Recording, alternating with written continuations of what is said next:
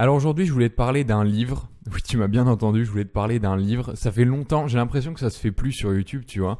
Et moi, tu sais, je lis beaucoup de livres et enfin, honnêtement, il y a énormément des changements dans ma vie qui ont eu lieu grâce à des bouquins que j'ai lus parce que voilà, c'est une excellente façon de se former, c'est une excellente façon d'avoir accès au cerveau d'autres personnes et de grandes personnes, tu vois, et d'apprendre de leur vie, de leurs échecs, de leurs leçons. Et du coup, aujourd'hui, moi, je voulais te parler d'un livre et c'est peut-être un truc qu'on fera plus souvent sur la chaîne, tu vois. Un livre que j'avais acheté il y a pas si longtemps que ça et que j'ai terminé. Alors ce bouquin, c'est un bouquin qui s'appelle Big Magic, tu vois, je vais te le mettre comme ça, je sais pas si ça va mettre au point. Normalement, ça devrait autofocus. Mais c'est un livre de Elizabeth Gilbert que j'ai trouvé. Alors comment j'ai entendu parler de ce livre? J'ai entendu parler de ce livre parce que j'écoutais un podcast d'entrepreneurs et il parlait de la créativité notamment. Et c'est un bouquin en fait qui est notamment pour les gens qui ont une vie de créateur, c'est-à-dire c'est surtout à la base c'est surtout destiné aux écrivains, donc aux gens qui ont besoin, voilà, tu sais, qui sont sans arrêt confrontés à ce fameux syndrome de la page blanche, aux artistes aussi qui ont besoin d'inspiration. Parce que c'est un bouquin qui va te parler énormément de comment tu fais pour trouver des idées, comment tu fais pour être aligné avec ce qu'ils appellent craft, tu vois, donc ton métier, plutôt ta vocation, ton but, ta mission tout simplement, mais de manière créative, tu vois. C'est-à-dire que c'est vraiment pour les gens qui créent des choses au quotidien, qui vivent de ça ou qui veulent vivre de ça, qui veulent se lancer, que tu sois photographe, que tu sois, j'en sais rien moi, créateur de vidéos, que tu sois écrivain, tout ce que tu veux. Comment faire enfin, tu vois, le titre c'est Creative Living Beyond Fear. Donc, comment faire pour garder l'inspiration finalement. Et moi, je trouve que c'est un bouquin qui est excellent. Et justement, tu es peut-être en train de te dire, ouais, mais moi, je me reconnais pas dans tout ça. C'est pas du tout. Enfin, moi, je suis pas écrivain ou je suis pas photographe ou je suis pas ce que tu veux. Et moi non plus, tu vois. Moi non plus. Mais le fait est que ce bouquin, il est vraiment génial. Et je te conseille vraiment normalement, cette vidéo, elle sort début 2019, tu vois. Je te conseille vraiment de te prendre ce livre si tu es quelqu'un qui est confronté sans arrêt au fait si tu as besoin d'avoir des nouvelles idées, si tu as besoin de te sentir inspiré au quotidien, parce que c'est plus ça finalement, c'est pas tant trouver des idées, c'est plus se sentir inspiré au quotidien, tu vois. Et moi j'ai trouvé énormément de réconfort dans ce bouquin parce que justement honnêtement à toutes les 20 pages t'as une espèce de déclic, une sorte de claque dans la gueule que tu prends, tu dis ah ouais et tout, tu sais, ces moments, souvent dans les livres, dans les bons livres, t'as un ou deux grands moments comme ça où tu lis le truc et tu dis ah ouais mais c'est ça en fait, et là il y en a vraiment beaucoup. Donc voilà, c'est un livre de Elizabeth Gilbert, Big Magic. Je te mettrai un lien dans la description si ça t'intéresse, si tu veux te le prendre. Je pense que c'est un bon livre pour démarrer 2019. Et moi aujourd'hui je voulais te parler, je voulais te donner en preview les quelques principes que j'ai retenus de ce bouquin, quelques idées. Je crois que je t'ai listé 3 grandes ou 4 grandes idées de ce bouquin pour que tu te fasses une idée, ensuite que tu passes éventuellement à l'action si tu as envie de te l'acheter. Mais moi, c'est quelque chose qui m'a tellement impacté quand je l'ai lu, tu vois, que il fallait absolument que je te fasse une vidéo dessus. Alors, la première grande idée, c'est comment fonctionnent les idées. Tu sais, c'est pour ça que je te disais que c'est super intéressant si tu es quelqu'un qui fonctionne avec les idées, si tu es entrepreneur en fait, ou si tu as envie de créer ton truc à ta sauce. Si tu as envie de créer ton métier ou de faire quelque chose que tu aimes, on a besoin sans arrêt de nouvelles idées. On a besoin de se sentir inspiré, on a besoin de sentir le mojo un peu avec nous. Tu vois, on a besoin de sentir qu'on a le mojo. Et il y a toute une partie où Elizabeth Gilbert te raconte comment fonctionnent les idées. Et alors, selon elle, en fait, les idées sont... Tu sais, des idées, souvent, on pense que c'est quelque chose qui vient de notre cerveau, que c'est des choses qu'on émet, tu vois. C'est-à-dire que tout vient de nous, ça vient de notre cerveau, ça tourne, on prend des éléments de notre vie, on prend ce qu'on voit, et la mixture de notre environnement va nous donner des idées. Et le premier point que je voulais te partager qui est intéressant dans ce livre, c'est toute la partie où elle décrit comment fonctionnent les idées en fait. Et alors comment fonctionnent les idées selon elle dans le bouquin? Elle dit que les idées en fait sont pas juste des pensées que toi tu génères, mais sont des vrais êtres vivants en fait, et que les idées sont complètement indépendante de nous. C'est-à-dire que c'est comme une espèce de forme d'énergie finalement, comme des petits nuages, tu vois, des petits photons, des petits groupes de particules qui existent là, tu vois, au moment où je regarde cette vidéo, au moment où tu regardes cette vidéo, au moment où moi je te parle, bah autour de toi, tu as des petites idées. Alors bien sûr, c'est invisible, tu vois, parce qu'il s'agit, je sais pas, moi tu peux appeler ça comme tu veux, mais une autre dimension en gros, un autre plan. dans lequel en tout cas il y a des idées qui flottent, tu vois, c'est comme des petits nuages comme ça qui sont là et qui volent, c'est-à-dire que toutes les idées que toi tu as, ce sont des êtres vivants qui fonctionnent indépendamment de toi comme des nuages de matière, et au moment où l'idée considère que toi tu es réceptif, en fait c'est elle qui va entrer en toi pour pouvoir se réaliser, parce qu'Elizabeth Gilbert dit que en fait le but d'une idée, la seule mission d'une idée, de ces êtres vivants, tu vois, c'est d'être réalisé dans le monde physique, dans le monde concret, tu vois, pour amener une idée, passer d'une idée à quelque chose de physique, quoi. Et alors, elle parle justement des conditions, et ça je pense que c'est pour ça que ce chapitre est tellement intéressant, mais où elle te parle des conditions pour avoir des idées. Tu sais, souvent on manque d'inspiration et on ne sait pas pourquoi, on ne sait pas comment faire. Et elle te parle en fait des conditions qui sont nécessaires pour que ces idées prennent le temps d'aller vers toi et considèrent que tu es prêt, en fait. C'est un petit peu comme si les idées, elles t'observaient, tu vois, de haut, et puis elles se demandaient, tiens, est-ce que là, Egon, il est prêt à ce que j'aille dans lui, ou est-ce qu'il est pas prêt, tu vois? Est-ce que là, il est mûr ou est-ce qu'il est pas mûr? En fait, c'est elle qui juge si c'est le bon moment pour elle ou pas de venir à notre rencontre, en fait. Et nous, il y a des conditions qu'on doit respecter pour que ces idées considèrent ou prennent le temps de se demander, tu vois, ou envisagent de venir vers nous. Et les conditions, c'est quoi? C'est d'être ouvert, détendu et réceptif. Et ça, je trouve que c'est excellent pourquoi? Parce que si tu es quelqu'un qui a un projet de vie créative et que tu veux faire ce que tu aimes dans la vie, tu as besoin de tes idées. Tes idées, ce sont tes meilleurs atouts, tu vois. Ta capacité mentale, c'est un petit peu la seule ressource que tu as, parce que tous tes projets, pour l'instant, ils sont à l'état d'idées, de pensées. Il faut que tu les matérialises. Le problème, c'est que quand on est tendu, quand on est crispé, quand on est stressé, quand on a peur, tu vois, quand on est, impatient, tu sais comment c'est dans ces moments-là. T'as jamais de bonnes idées, t'es jamais inspiré, t'as jamais de révélation divine dans ces moments-là. Et c'est exactement ça qu'elle te dit, c'est-à-dire que c'est un petit peu comme Harry Potter, tu sais, la baguette magique dans Harry Potter. Tu sais, dans le premier Harry Potter, il va chez Ollivanders et Harry va chez Ollivanders et Ollivanders lui dit la baguette c'est simple, c'est pas le magicien qui l'a choisi, c'est la baguette qui choisit le magicien. Et pour que la baguette choisisse le magicien, il faut que le magicien soit prêt, tu vois. Et c'est exactement la même chose avec nous. Pour que les idées nous viennent, il faut qu'on soit prêt. Et comment on fait pour être prêt? Il faut être ouvert, détendu et réceptif. C'est pour ça que je ne vais pas rentrer trop dans les détails, mais il y a toute une emphase dans ce livre qui est beaucoup tournée vers le fait de se détendre, en fait, d'accepter la vie, tu vois, de la laisser couler au travers toi et d'ouvrir les bras grands ouverts, d'avoir les bras grands ouverts par rapport aux épreuves de la vie, aux imprévus, à la surprise finalement, tu vois. Et que c'est comme ça que te viennent les idées. Tu sais, les plus grandes idées, les plus folles idées que tu as, c'est dans des moments où tu t'es pas stressé, où c'est jamais dans des moments où tu es stressé, c'est jamais dans des moments où tu es en train de paniquer, tu vois. Donc ça c'est le premier point. Une dernière petite chose là-dessus, c'est qu'au moment où l'idée te vient, du coup, il y a quelque chose de très important, il y a une étape qui est extrêmement importante, c'est est-ce que tu vas l'exécuter ou non?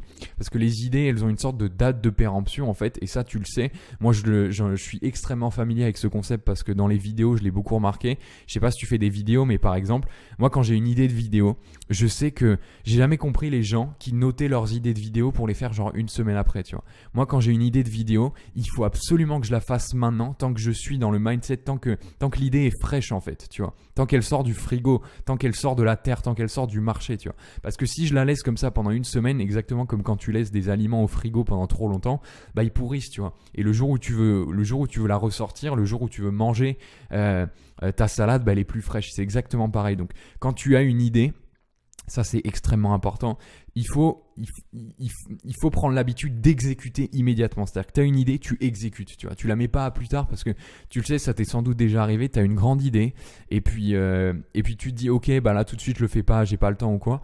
L'idée elle disparaît, elle s'en va, tu vois, elle te lâche. C'est-à-dire que cet être vivant, cette idée qui a décidé que il était temps ou il était que c'était judicieux, que c'était le bon moment, tu vois, que c'était opportun de venir s'implanter en toi, si toi tu l'utilises pas, c'est un petit peu comme si tu l'as laissé en plan, tu vois, c'est un petit peu comme si tu amenais ta copine quelque part à une soirée et que pendant toute la soirée tu fais pas attention à elle, tu t'en occupes pas, tu vois, elle s'en va, elle a rien à foutre avec toi, tu vois. Donc ça, c'est la première grande idée de ce bouquin. La deuxième grande idée, c'est comment être différent. Et ça s'adresse, elle parle de ce chapitre notamment pour les écrivains. Tu sais, je pense que pour les écrivains, c'est quelque chose d'extrêmement important de trouver sa voie à l'écrit et d'arriver à se différencier. Mais en général, je pense que dans le monde de l'entrepreneuriat, c'est aussi un chapitre qui peut être extrêmement bénéfique et moi encore une fois qui m'a beaucoup aidé parce que on a besoin d'être différent, tu vois. Je sais pas si tu veux monter un business ou ce que tu veux faire exactement, mais si tu veux vivre de ce que t'aimes, de ta passion, il y a un moment il va falloir que tu génères de l'argent, et pour générer de l'argent il faut être différent parce que si t'es comme la concurrence, si t'es comme il faut que t'aies quelque chose qui te définisse, tu vois. Il faut que les gens se disent ah bah tiens, moi j'ai envie d'aller chez cette personne parce que elle est cette personne, justement parce qu'elle a des attributs que je retrouve nulle part ailleurs. Et le problème c'est qu'aujourd'hui il y a cette grande question, ce grand tourment de l'originalité. Comment je fais pour être original? C'est quelque chose qui se pose beaucoup aussi dans la création, que ce soit sur Instagram ou dans les vidéos. Comment je fais pour faire une vidéo originale, tu vois? Et le problème, c'est que comment je fais pour écrire un texte original? Comment je fais pour faire une photo originale? Et le problème, c'est que c'est extrêmement paralysant parce que le mot original, il a une certaine lourdeur. C'est un peu comme s'il y avait un poids dessus. C'est un peu comme si il y avait une barre au-dessous de laquelle on pouvait pas trop passer parce que c'est pas classe, tu vois. Parce que si t'atteins pas cette barre-là, bah ce que tu fais c'est de la merde, tu sais. Voilà, c'est vraiment cette idée de ok, et si je suis pas au niveau en fait, et si ça marche pas, et si la vidéo que je fais elle est pas au niveau.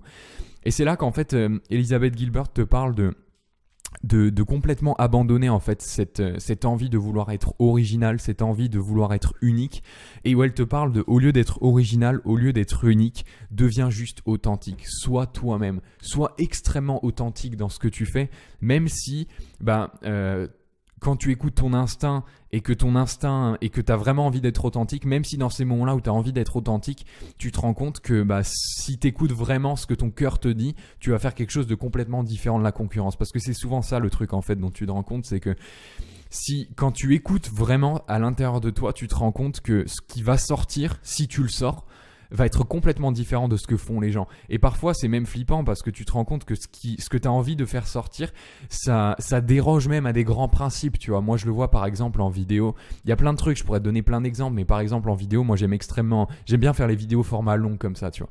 Et ça va complètement contre les règles de ce que tu peux entendre sur YouTube notamment, tu vois.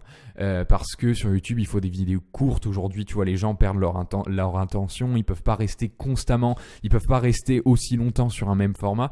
Et pourtant, moi, j'ai envie de faire des vidéos longues, tu vois. Et c'est ce que m'ont dit mon instinct, parce que c'est là-dedans que je suis meilleur, c'est là-dedans que je peux vraiment me dévoiler. Donc, si toi, tu as une problématique aujourd'hui de l'originalité, et c'est un truc que tu retrouveras dans le bouquin de toute façon, tu vois. Mais si tu as une problématique où tu as besoin de faire quelque chose de différent, tu as besoin de faire quelque chose d'unique en fait, essaye de shifter ton mental entre de cet endroit, essaye de sortir de cet endroit où tu as l'impression qu'il faut que tu sois unique, il faut que tu sois extraordinaire, il faut que tu sois original, plutôt en allant vers quelque chose de ok, comment est-ce que je peux faire quelque chose d'authentique.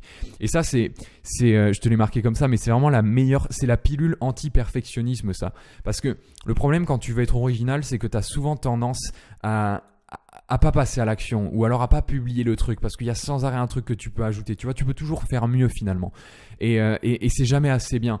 Alors que quand tu es authentique, tu peux vraiment te permettre de te dire ok, peut-être que ce truc il est pas parfait, tu vois, mais ça m'empêche pas de lui donner sa chance déjà. C'est-à-dire que je le montre au monde, tu vois. Je publie cette vidéo, je publie cette photo, je partage cet article, j'écris cet essai et je le partage sur mon blog Medium, tu vois. Je l'écris, c'est authentique, je l'écris, je fais un premier essai et je peux toujours m'améliorer après, tu vois. Parce que c'est ça aussi le truc qu'il faut garder en tête, c'est que tu as toujours une deuxième chance, tu as toujours un autre essai. Mais l'idée, c'est d'arriver de se détacher suffisamment de cette envie d'être parfait le premier coup, ou alors extrêmement original, ou alors extrêmement différent, pour s'autoriser à lâcher le premier jet en fait, tu vois, à lâcher la première version. Parce que derrière, tu sais que tu peux faire la deuxième, tu vois. La deuxième chose aussi, c'est ça c'est un truc génial aussi que j'ai trouvé, mais c'est cette idée et là elle s'adressait vraiment aux écrivains quand ils écrivaient, de ne pas vouloir sauver le monde. Tu sais, aujourd'hui aujourd'hui, et c'est pareil, on peut vraiment faire un lien avec l'entrepreneuriat, mais aujourd'hui dans l'entrepreneuriat ou quand tu veux monter ton activité, tu vas toujours écouter, tu vas toujours entendre qu'il faut que tu fasses quelque chose pour les autres, il faut que tu aides les autres, tu vois, si tu veux gagner de l'argent, il faut que tu aides les autres à résoudre tel problème. Ça c'est la théorie, tu vois, d'un business ou d'un produit ou de ce que tu veux qui marche. Si tu veux que ton métier marche, il faut que ça aide quelqu'un, tu vois, il faut que ça apporte de la valeur, sinon personne paye pour ça, tu vois. Il y a quelqu'un qui m'appelle depuis Bordeaux.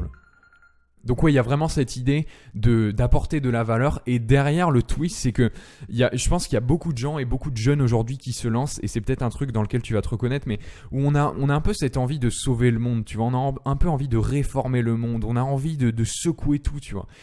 Et le problème avec ça, c'est que quand tu te mets dans ce mindset-là, moi c'est ce que j'ai remarqué notamment dans mes propres créations et dans mon propre parcours, quand tu as cette envie de sauver le monde, quand tu as une envie de créer un bouquin qui va sauver la vie des gens, tu vois, quand tu as envie de publier une photo qui va inspirer tout le monde, le problème c'est que tu vas te mettre dans...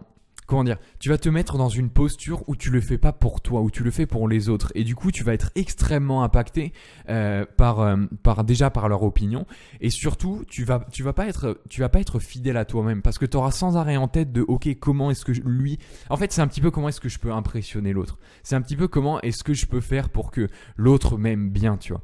Et Elizabeth Gilbert, elle dit un truc comme ça, elle dit une phrase comme quand elle dit la phrase suivante.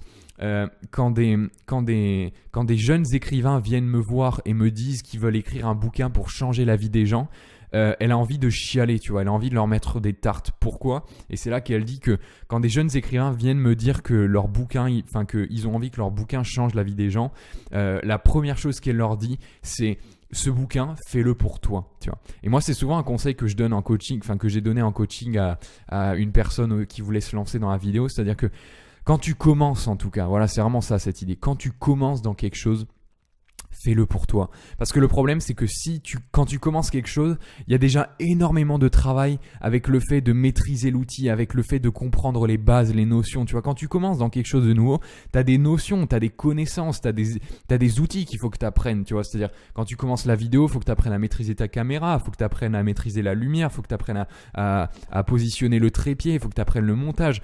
Donc, le problème, c'est que si en plus de ça, tu te mets la pression qu'il faut absolument que ton truc sauve la vie des gens, parce qu'on a tous cette grande ambition aujourd'hui, tu vois, de rayonner, de montrer aux autres à quel point on est beau et joli. Le problème, c'est que ça va faire trop, et il y a de grandes chances que au final tu burn out et que tu passes jamais à l'action, que tu procrastines et que tu sortes jamais rien, tu vois. C'est pour ça que au tout début, en tout cas, après une fois que tu as maîtrisé le process, une fois que tu as maîtrisé les outils, une fois que tu as maîtrisé les bases, en fait, tu peux tout à fait avoir l'audace et comment dire, pas la prétention, mais l'inspiration, ou comment dire, la vision que ce que tu fais va changer la vie des gens. Ça, c'est ok, mais au début, en tout cas, tu vois, quand tu te lances, fais les choses pour toi et pense même pas à comment ça va aider les gens. Fais juste parler ton cœur, tu vois. Fais des vidéos pour toi, en fait, tu vois. Fais des vidéos qui, toi, te plaisent. Et c'est comme ça que tu vas te familiariser vraiment avec le process. C'est comme ça que tu vas te mettre à l'aise avec les outils, en tout cas, et que tu vas atteindre un certain niveau de maîtrise dans ce que tu fais, qui pourra ensuite par derrière forcément aider des gens. Mais en tout premier lieu, fais les choses pour toi. Ne cherche pas à sauver le monde, tu vois. Fais-toi juste plaisir. Fais juste plaisir à ta créativité. Laisse ton âme chanter à travers ce que tu dois faire. Et c'est ça l'idée, tu vois. La troisième idée, c'est une idée que j'adore, vieux. Encore une fois, le bouquin s'appelle Big Magic. C'est un bouquin de Elizabeth Gilbert. Je te mets un lien dans la description. La troisième idée que j'adore, c'est le fait de endurer les épreuves. Il y a toute une partie où elle te parle de comment faire pour endurer les épreuves et pourquoi c'est un concept si important. Elle te parle du concept de sandwich à la merde, en fait. Et elle dit dans le bouquin qu'en fait elle a trouvé cette idée sur le blog de Mark Manson, qui est le mec qui a écrit The Subtle Art of Not Giving a Fuck, tu vois, l'art subtil de s'en foutre. Et Mark Manson, c'est un mec qui fait du développement personnel. Il parle de façon assez trash du développement personnel, et c'est une lecture qui est très très agréable. Moi, je l'ai jamais lu en français, mais en tout cas, son anglais est génial. Et c'est complètement différent de tous les autres bouquins que tu peux lire sur le dev perso, tu vois. Mais du coup, elle te parle de ce concept de sandwich à la merde. Et en fait, elle te dit que quand tu cherches à poursuivre ta passion, il y a beaucoup de gens qui pensent que poursuivre sa passion, c'est trouver le métier dans lequel tu fais le plus de choses que tu aimes, tu vois. Attends. Ouais, je te disais, il y a beaucoup de gens qui pensent que le métier idéal, c'est le métier dans lequel tu fais le plus de choses que tu aimes. Et la vérité, c'est que dans tous les métiers, même si tu fais le truc qui te plaît le plus au monde, il y aura toujours des choses qui te feront chier dedans. Tu vois, il n'existe pas un métier où tu es 100% épanoui tout le temps. Il y a toujours un bon côté, il y a toujours une partie du métier, où il y a toujours une partie de ton activité que tu adores, tu vois. Et il y a toujours une partie qui te fait chier au bout d'un moment. Par exemple, moi, je te fais cette vidéo, là, je prends extrêmement de plaisir à te faire cette review du livre. Mais derrière, il va falloir que je fasse le montage, il va falloir que je fasse la miniature, il va falloir que je fasse machin, le marketing, tout ça, tu vois. Et ça, c'est pas forcément mon dada, mais voilà, ça en fait partie. Et c'est pour ça qu'elle te dit que dans tous les chemins, en fait, chaque chemin a sa dose d'obstacles. Désolé, je m'étais perdu. Chaque chemin a sa dose d'obstacles. Et faire ce que tu aimes ne suffit pas pour encaisser, en fait. L'idée, c'est ça. C'est si tu veux être sûr, le métier ou l'activité, l'activité qui est faite pour toi, pardon, je vais y arriver. L'activité qui est faite pour toi, c'est pas l'activité dans laquelle tu fais exactement ce que tu aimes, c'est l'activité dans laquelle tu es capable de tolérer le plus ce que tu n'aimes pas faire. Et c'est pour ça qu'il y a ce concept de sandwich à la merde, de shit sandwich, tu vois, elle dit, en gros, your job is the one where you can eat the biggest shit sandwich, tu vois, parce que il y aura toujours tu vois, c'est l'image le sandwich à la merde, c'est une image, mais c'est l'image des obstacles, c'est l'image des choses que tu n'aimes pas, tu vois. Et il y a toujours un sandwich à la merde dans tous tes projets. C'est-à-dire que dans tout, tu vois, si ton projet était un appartement, une maison, il y a un sandwich à la merde dans chacune des pièces, tu vois. Et le projet dans lequel tu devrais te lancer, c'est le projet dans lequel tu es capable de manger constamment, de tous les jours finalement manger ton sandwich à la merde, tu vois, parce que tu sais que derrière, même s'il y a ce sandwich à la merde, bah tu sais que tu vas faire aussi ce que tu aimes derrière. Et elle donnait cet exemple quand elle était jeune en tout cas, d'un ami à elle qui voulait aussi être écrivain et qui arrêtait pas de se plaindre en fait, parce qu'il était vraiment passionné par l'écriture. Il écrivait, tu vois, il écrivait jour et nuit, il passait ses semaines à trouver des histoires, à inventer des personnages, à faire relire, à publier. Tu sais, à l'époque, c'était l'époque où les mecs, ils envoyaient des essais à des maisons d'édition pour se faire publier, tu vois.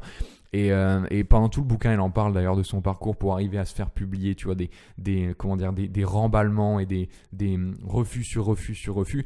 Et elle disait que les refus, ça lui faisait rien parce que quelque part, elle faisait ce qu'elle aimait, tu vois, et elle savait que ça faisait partie du game. Mais ce mec-là, son copain, son collègue en l'occurrence, il a complètement burn-out en fait, parce que après s'être fait refuser tant de fois et après, tu vois, il se plaignait vraiment que c'était difficile en fait. Et c'est de là qu'elle a sorti ce concept de sandwich à la merde, que c'est pas juste est-ce que tu aimes ce que tu fais, c'est est-ce que tu es aussi capable d'encaisser tous les obstacles que cette activité ou que cette mission, que ce chemin induit forcément, parce qu'il y a toujours des obstacles sur tous les chemins, tu vois. Donc c'est pas tant suis ta passion, c'est plutôt va là où tu es capable d'endurer le plus d'obstacles, de bouffer le plus de barrières possibles, tu vois. Parce que le chemin sur lequel tu es capable de surmonter les obstacles, c'est le chemin sur lequel tu réussiras. Donc ça, c'est le 3e point. Et enfin, le 4e point, et on va s'arrêter avec ça, mais c'est un point que j'aime beaucoup aussi, c'est un point à la fin du bouquin où elle parle de l'importance des fois de lâcher prise en fait, de do something else, tu vois. Et l'idée c'est que on a tous des échecs, tu vois. En plus là c'est bien parce que c'est la fin 2018, début 2019. On a tous des projets, on a tous aussi énormément d'échecs, tu vois. Moi, j'ai pas du tout réussi tout ce que je voulais faire en 2018. Il y a beaucoup de choses, tu vois, il y a beaucoup de choses desquelles je suis fier. Il y en a, enfin, je suis fier de tout, franchement. Mais il y a juste des trucs que je m'étais promis début de 2018 que j'ai pas forcément accompli. Après, c'est pas quelque chose de mauvais parce qu'aujourd'hui, avec du recul, je me rends compte que c'était pas forcément pour moi. Mais voilà, on a tous des échecs, tu vois. Et le truc, c'est que on peut avoir tendance, alors ça dépend vraiment des mindsets, mais moi je sais que je suis quelqu'un comme ça, on peut avoir tendance, c'est peut-être un truc dans lequel tu te reconnaîtras, mais à autopsier ses erreurs un petit peu, tu vois, à autopsier ses échecs, à vraiment, quand il y a quelque chose qui nous tenait à cœur, un projet ou tu vois, un lancement, un truc en particulier qu'on a lancé, tu vois, qu'on a mis sur le plat en fait, sur lequel on a aligné un petit peu notre honneur, on le met là comme ça et puis on attend un retour et puis il y a rien, tu vois, on entend des mouches et des criquets, bah ça fait mal, tu vois. Mais l'idée c'est que il il faut pas s'attacher à ça en fait. Il faut pas s'attacher à ça et parfois ça vaut vraiment le coup de passer directement à autre chose en fait, de pas s'apitoyer sur son sort, tu vois. Et elle parlait notamment de, tu sais, des fois, tu prends des échecs dans la gueule qui sont tellement énormes que t'arrives pas à te relever en fait. Moi, ça m'est arrivé il y a pas si longtemps que ça pour un projet, tu vois. Et elle parle de l'importance en fait, d'arrêter, d'abandonner, de lâcher coup, en fait. Parce que, et c'est important que je te dise ça, pourquoi ? Parce qu'aujourd'hui, il y a vraiment cette idée il faut jamais rien lâcher, tu vois, il faut jamais abandonner, il faut jamais machin. Mais le problème, c'est que ça, c'est des grandes idées qui n'ont pas de contexte. C'est-à-dire que ces grandes idées-là, enfin, les phrases, elles sont sympas, mais le problème, c'est que si t'as pas de contexte, elles valent rien, si tu veux. Et parfois, tu te lances peut-être dans un projet où tu es peut-être en train de t'acharner pour continuer quelque chose parce que voilà, tu es poussé de tous les côtés pour continuer telle ou telle chose. Mais la réalité, c'est que si ça se trouve, tu as besoin d'un break en fait. Parce que ça se trouve, si tu n'y arrives pas, c'est peut-être que c'est pas pour toi aussi, tu vois. Moi, c'est un truc dont je me suis rendu compte cette année, c'est que y avait une partie de ma vie, un de mes objectifs, notamment pour 2018, sur lequel j'ai absolument bossé toute l'année et ça ne marchait pas, tu vois. J'avais l'impression de prendre tous les obstacles possibles dans la gueule, tu vois, et j'avais beau avoir la meilleure détermination du monde, j'avais vraiment l'impression un petit peu comme si le monde me montrait des signes comme quoi, bah non, tu vois, c'est pas par là qu'il faut que tu ailles. Et c'est pour ça que des fois, c'est vraiment important d'apprendre à lâcher prise et à faire des pauses, à arrêter en fait. Et littéralement dans ces moments-là, ce qui est important, c'est de s'isoler, de complètement changer. Tu vois, moi par exemple, toute cette période-là pour moi, enfin pour mon histoire, elle concerne quelque chose. C'était il y a quelques semaines, tu vois. Et je suis allé à Paris pour Noël notamment, et ça m'a fait énormément de bien, tu vois, de changer complètement, littéralement, d'environnement et de changer complètement même toutes mes habitudes. Tu vois, pendant toute l'année, j'étais hyper strict sur la bouffe, le sport, les vidéos, une vidéo par jour et tout. Là, je suis allé à Paris, j'ai bouffé comme un porc, j'ai pas bougé du tout. J'ai fait 0 vidéo, j'ai bu de l'alcool, enfin tu vois, je me suis complètement, mais ça fait du bien en fait, ça rafraîchit, tu vois. Et je pense que l'idée que j'ai envie de te véhiculer derrière, c'est que il faut que j'ai envie que tu sentes que tu as l'autorisation, que c'est ok de le faire en fait, parce qu'il y a vraiment cette énorme culpabilité qu'on peut avoir aujourd'hui en regardant les gens sur les réseaux sociaux qui vont te dire que ouais, il faut avoir, bien sûr, moi aussi je suis d'accord, tu vois, il faut avoir une hygiène de vie impeccable et tout, et c'est vrai, tu vois, mais le fait est que dans la vie, il y a aussi des moments qui sont destinés un petit peu à, pas à la rédemption, tu vois, mais des moments qui sont destinés à la remise en question, tu vois, à la remise à zéro, au reboot un petit peu. Et je pense que ces moments-là, quand on les vit, il faut pas y résister. Parce que le problème, c'est que si tu y résistes et que tu continues à forcer, pousser, eh ben, tu pourrais très bien, en fait, ce qui se passe dans ces moments-là, c'est qu'on pourrait très bien être en train de tuer la petite voix qui essaye de nous dire ce qu'on doit faire. Et le meilleur exemple que je peux te donner, c'est que j'ai reçu il y a quelques temps un message de quelqu'un que j'avais rencontré en début d'année qui voulait aussi se lancer sur YouTube, être indépendant, vivre de ses vidéos et tout, tu vois. Et on s'était vu en début d'année et je sentais qu'on s'était vu dans un resto à Bordeaux et je sentais quand il me parlait qu'il y avait quelque chose d'autre en dessous, tu vois. Mais le problème, c'est qu'aujourd'hui, c'est tellement classe, tu vois, d'être indépendant, de vendre des formations, de gagner de l'argent et tout. Et il voulait vraiment le faire, mais le problème, c'est que, enfin voilà, sur sa chaîne, ça se voyait, il était pas régulier. Il y avait un truc, tu vois, il voulait ça, ou du moins, il avait l'impression de vouloir ça, mais il y avait quelque chose, tu vois. Et récemment, j'ai reçu un texto de lui où il m'envoyait, tu vois, il me disait « Salut Egon, bonne fête, j'espère que tu vas bien et tout ». Du coup, moi, je lui ai répondu, bien sûr, et je lui ai demandé ce qu'il faisait et tout, tu vois. J'étais curieux parce que ça fait longtemps qu'il n'avait pas sorti de vidéo. Et c'est là où il m'a dit « Bah écoute, j'ai complètement arrêté les vidéos, j'ai complètement arrêté ce projet parce que je me suis rendu compte que c'était pas ça qui était fait pour moi. Et je me suis consacré à 100% au rap, tu vois, qui est ma vraie passion. » Et j'étais tellement content de recevoir ce message parce que je me suis dit, en fait, c'est ça la vie, tu vois. On peut vraiment se tromper aujourd'hui à vouloir absolument poursuivre des valeurs qui sont classes, tu vois, comme la liberté et tout, alors que si ça se trouve, c'est pas ça qu'on cherche. Si ça se trouve, on est appelé par quelque chose de complètement différent, tu vois. Et moi, j'ai trouvé que c'était un acte d'extrême courage et d'extrême honnêteté envers soi-même quand il m'a dit que j'ai écouté mon cœur, tu vois. J'ai pris sur moi et j'ai eu le courage et j'ai eu l'humilité de me dire ok, si ça se trouve, je suis pas fait pour réussir dans ce domaine-là. Si ça se trouve, tous mes échecs, ils sont faits parce que je dois échouer dans ce domaine-là. Et ça se trouve, c'est peut-être parce qu'il y a autre chose, tu vois. Et moi, c'est vraiment un chemin que j'ai envie que tu suives aujourd'hui, parce que si tu sens que tu es en train de te forcer, tout est dans l'intention en fait. C'est vraiment se demander, ok, est-ce que le chemin que tu suis là maintenant, si tu es extrêmement honnête avec toi-même, est-ce que c'est quelque chose que tu fais parce que tu le sens profondément en toi, ou est-ce que c'est quelque chose que tu fais parce que peut-être qu'à un moment ça t'a plu, tu sais, au début, tu tombes toujours, il y a toujours cette phase d'amour, de séduction avec un projet. Au début, tu tombes amoureux de quelque chose et puis tout paraît si bien et puis tu es tellement sûr que c'est fait pour toi et tout. Et puis le temps passe et puis tu te rends compte qu'en fait pas du tout, et c'est normal, c'est ok. Moi, je m'étais lancé j'ai commencé à prendre des cours de guitare, tu vois, à une époque, quand j'avais 14 ou 15 ans, et je me disais ouais, je kiffe ça et tout, tu vois, je m'étais acheté 2 guitares et tout ça pour me rendre compte 3 mois plus tard que c'était pas mon truc, tu vois. Et j'étais dégoûté parce que mon père m'avait acheté une guitare et tout, mais ça servait à rien, si tu veux, de continuer juste parce que j'avais déjà tout acheté, ou juste parce que j'avais dit aux autres que j'allais devenir guitariste ou machin, tu vois. C'est ça aussi le truc, c'est que on n'a pas envie de s'arrêter parce qu'on a l'impression qu'on doit quelque chose aux autres. Mais c'est vraiment arriver à capter que tu ne dois rien à personne, et il y a personne qui sera là pour te juger ou te dire quoi que ce soit en fait. Il y a juste toi et ce que tu te racontes dans ta tête. Le monde en a absolument rien à foutre de ce que tu vas faire, tu vois. Que tu deviennes indépendant et entrepreneur sur YouTube, que tu deviennes, je sais pas moi, coach sportif, que tu deviennes nettoyeur de chiottes, que tu deviennes employé au support publicitaire de Facebook, et que tu fasses 40 heures par semaine, le monde n'en a absolument rien à battre, tu vois. C'est juste toi et ton bonheur. Et il y a une phrase que j'adore pour conclure cette petite review, qu'elle disait à la fin de ce livre, ou à un passage dans le livre. C'est juste une phrase toute bête en anglais, mais qui pour moi fait extrêmement sens, tu vois. Ça symbolise un peu cette idée que peut-être qu'aujourd'hui tu vois pas comment, ou tu vois pas la logique derrière tout ce que tu vis. Tu vois pas comment tout ça pourrait faire sens un jour, tu vois. Mais il y a cette idée qui est que, et je vais te lire la phrase en anglais que moi j'adore. One day, it will all make sense. Un jour, tout paraîtra clair. Un jour, tout paraîtra logique. Mais il faut s'écouter.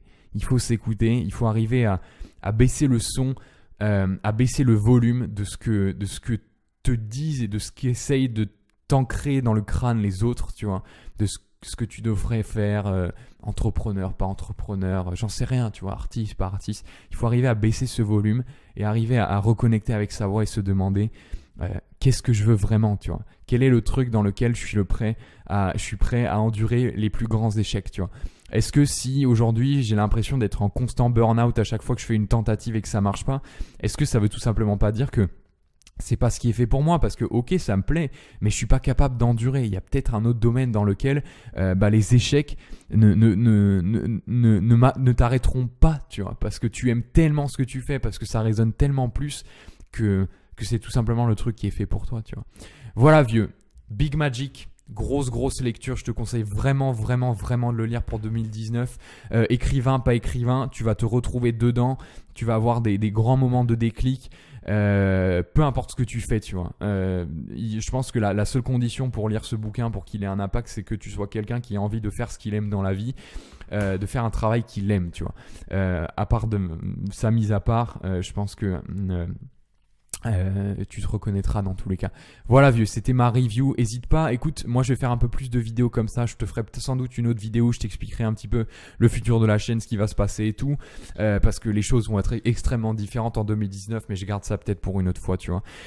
Hésite pas à mettre un pouce bleu si t'as aimé la review. Hésite pas à la recommander à quelqu'un aussi. Je vais commencer à faire un peu des appels à l'action, parce que je me rends compte que j'ai besoin de toi, tu vois. Si je veux que la chaîne décolle, j'ai besoin de toi. Donc voilà, si cette vidéo t'a plu, n'hésite pas à commenter, n'hésite pas à me dire quel est le point qui t'a le plus marqué. Est-ce que tu vas oui ou non prendre le livre? Je sais pas s'il existe en français, là c'est en anglais, mais encore une fois, c'est une bonne raison de t'y mettre